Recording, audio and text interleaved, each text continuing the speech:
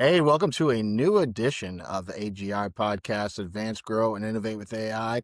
We are going to start having Data Bytes, where some bite-sized data questions with experts out there who can actually make it relatable to all you business people out there who may not be data scientists or computer scientists. I am joined today by John Lepo, who is a regional manager for Red Hat, and I'm going to let John tell you a little bit about himself and his journey and how he kind of plays into this ecosystem.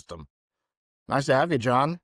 Yeah, Jason, thanks for having me today. Looking forward to the conversation. So, I'm going to be coming at this conversation from a little bit of a different perspective. I started my journey in computer science when I was about 10 years old, where I first started kind of playing around with coding and the different computers that my father had, just trying to kind of break things and see how they worked so that I could really understand them. And sometimes I'd fix them, sometimes not so much.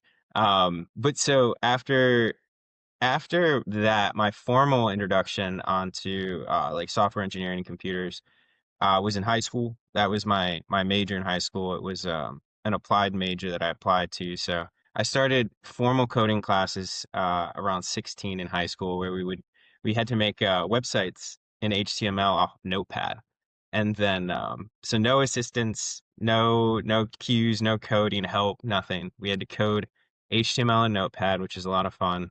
Made me really good at making MySpace pages. I'm going to date myself.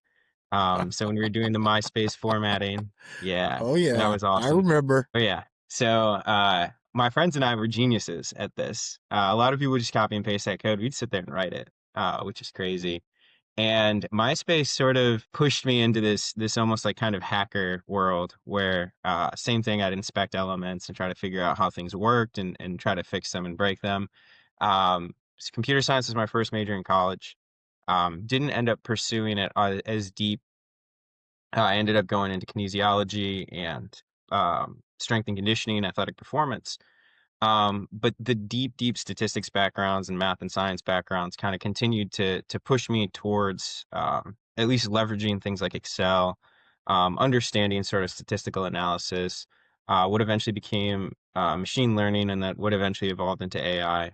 And so what I ended up doing for about 8 years in my career as a strength and conditioning coach and sports performance coach was I leveraged a lot of data.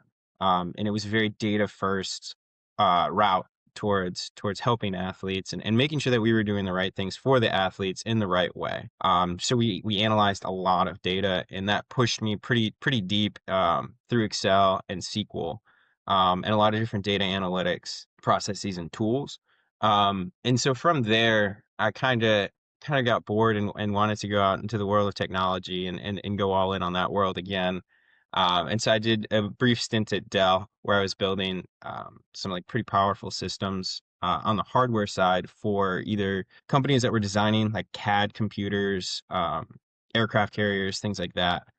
So understanding sort of the hardware side of things and what you need to make some of these more powerful software systems work, but doing it the right way, like appropriately sizing these things. Similar with servers. And then after that, I spent about 3 years at Palantir in a variety of sales and pre-sales roles. Huge privilege. Got the opportunity to work with some of the smartest people on the planet, doing some of the coolest stuff that you can imagine. That was great because it also kind of gave me a different perspective on a lot of the top subjects we're going to cover today, especially around like picking the right thing. You know, when you get up to that area, it's not necessarily a matter of not having the tools. You could write a $30,000 line of code and run it, and it could be something central to what you need to do. But then it also came down to how do we create workflows and different pathways so that it actually makes sense. People are getting a return on their investment. These tools aren't burning crazy compute and crazy cost. And so a lot of different philosophical kind of approaches, I guess, or high level strategic approaches to how you would create projects that could be successful, size things, leverage the right tools, leverage the right workflows, understand the differences even between models and which models can do the right things. And then from there, organize the different abstraction layers against that. And so like, creating anonymizing layers across different AI workflows and um, ETL versus ELT data lakes and things of that nature. And then that